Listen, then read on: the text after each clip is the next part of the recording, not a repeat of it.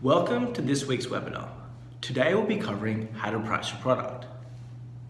The clothes you wear, your shoes, your car, everything has a price to it, but there's ways in which we can determine these prices. This week we'll be covering determining your costs and different methods to price your product. Deciding on the right price is crucial for your product. Set the price too high and no one's going to buy your product. Set the price too low, and every time you sell your product, you're going to be losing money. In a past webinar, Chris from Makerspace spoke about budgets for your products. By this stage, we hope you all have an idea of the cost of prototyping your product. You may also want to consider the cost of your crowdfunding campaign and the promotions involved with it, and other marketing costs that you may anticipate. It is important to keep a record of all the costs you've identified. An easy way of doing this is producing a spreadsheet or a Google Doc that all members in your team can review and check to make sure that you factored in all of the relevant costs. An easy way of allocating costs is adding up the total costs and dividing them by the number of products to find the average cost per product.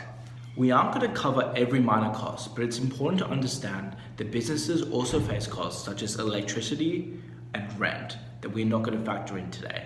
Now we have an understanding of our costs, we're going to consider the 3 different ways which you can price your products.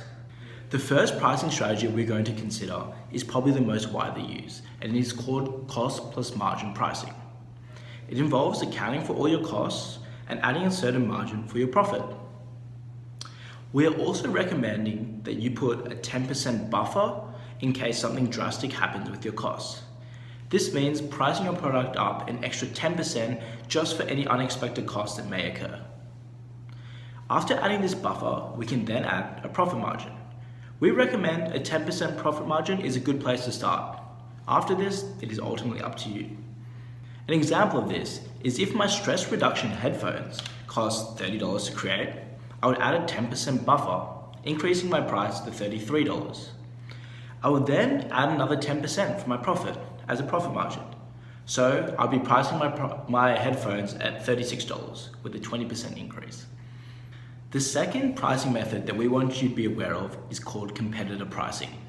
Competitor pricing involves gauging what your competitors who sell similar products are offering their product at and pricing it around this point to be competitive. Although most of your products are unique and may not have direct competitors, it is still important to consider what people who sell substitute products or similar competitors are pricing their products at when pricing your product. Although most of your products are unique and may not have direct competitors, it's important to still consider the price of similar products or substitutes. For an example of this, coming back to my stress reduction headphones, if a competitor was pricing their headphones at $40, I might then price mine at $35 to capture more of the market. The last potential method of pricing your product is called market pricing.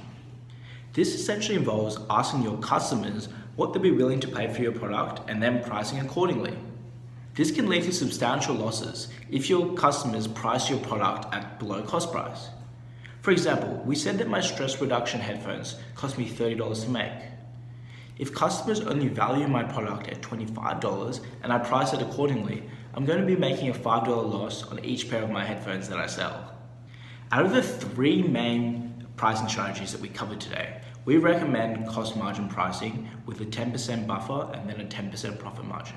However, it is good to be aware of other ways you can price your products. In this week's webinar, we covered costing and different methods of pricing your product. By this stage, we hope you have a good idea of what the different methods in which you can use to price your product.